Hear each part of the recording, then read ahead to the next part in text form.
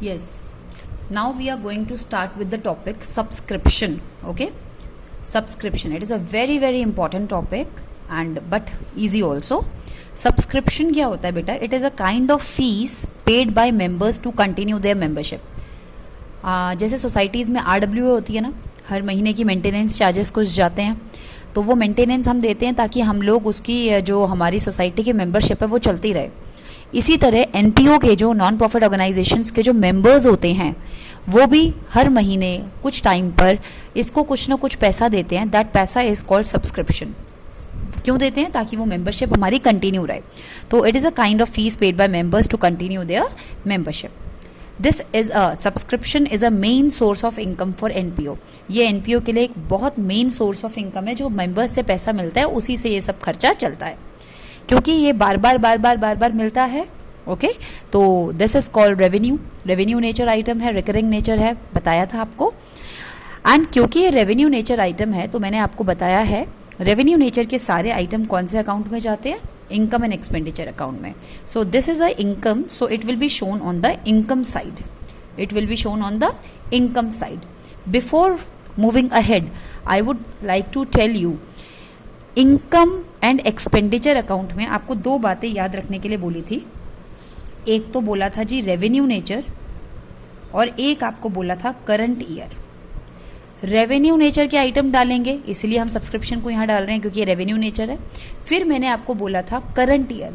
आपको income and expenditure में केवल करंट ईयर की इनकम्स और करंट ईयर के एक्सपेंडिचर्स डालने होते हैं. इनकम और एक्सपेंडिचर का मतलब कभी भी ये नहीं होता है कि आपकी जेब से कितना गया. आपके दुकान में, आप बिजनेसमैन हैं, आपकी दुकान में 4 लोग काम करते हैं, आपके महीने की उनको 4,000 रुपये सैलरी जाती है, 1,000 ईच. अगर आपने उनको इस महीने ड्यू टू ये लॉकडाउन आपकी दुकान नहीं चली, आपने उनको पैसा नहीं दिया, तो क्या बोलोगे? कोई एक्सपेंडिचर नहीं है. एक्सपेंडिचर तो है, भले ही पेमेंट नहीं हुई है.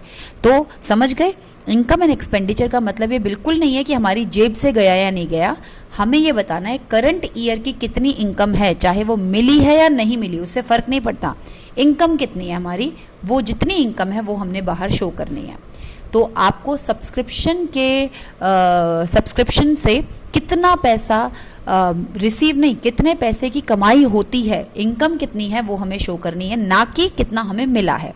ओके, तो इस चीज़ को मैंने बहुत इजी वे में एक आपके लिए जॉट डाउन किया है. देखिए, हमें सिंपल सी बात है, करंट ईयर की अगर कमाई चाहिए तो मैं पिछला अगला दोनों हटा दूं. मुझे इस साल जो पैसा मिला है, अगर उसमें कुछ पिछले साल का है या कुछ आने वाले साल का है, दोनों अगर मैं हटा दूं, ऑटोमेटिकली मेरे पास करंट ईयर की कमाई निकल के आ जाएगी. तो वही कमाई मुझे इनकम में दिखानी है. सब्सक्रिप्शन के क्वेश्चन करते वक्त ना 2 बातों का ध्यान रखना. रटने वाले इसको रट भी लेंगे और समझने वाले समझ भी लेंगे, पर मैं आपसे यही गुजारिश करूंगी कि रटने से पहले इसको समझिए. सब्सक्रिप्शन के लिए 2 लैंग्वेज लिखी होती है बुक में.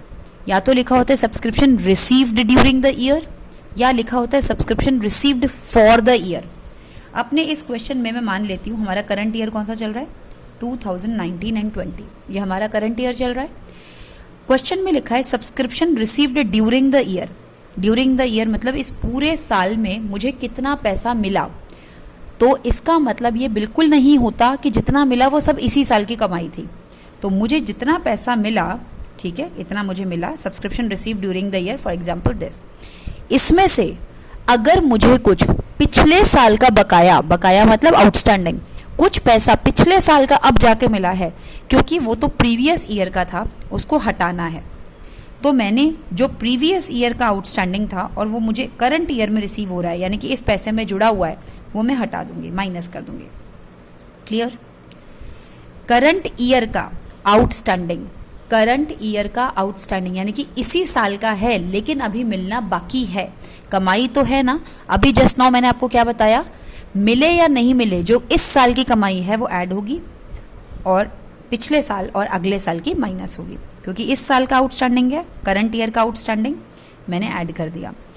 प्रीवियस ईयर का एडवांस, प्रीवियस ईयर में जो एडवांस रिसीव किया था, जो पिछले साल यानी कि 2018-19 में मैंने कुछ पैसा एडवांस ले लिया था लोगों से, और वो पैसा कब के लिए एडवांस था? इस साल के लिए.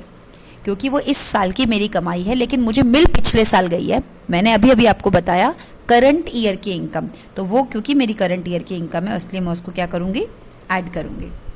फिर यहाँ पे एक लास्ट टर्म आता है करंट ईयर में आने वाला। करंट ईयर में अगर आपने कमिंग ईयर्स के लिए कुछ भी एडवांस रिसीव कर लिया तो वो माइनस करेंगे क्योंकि वो हमारे इस साल की कमाई नहीं है।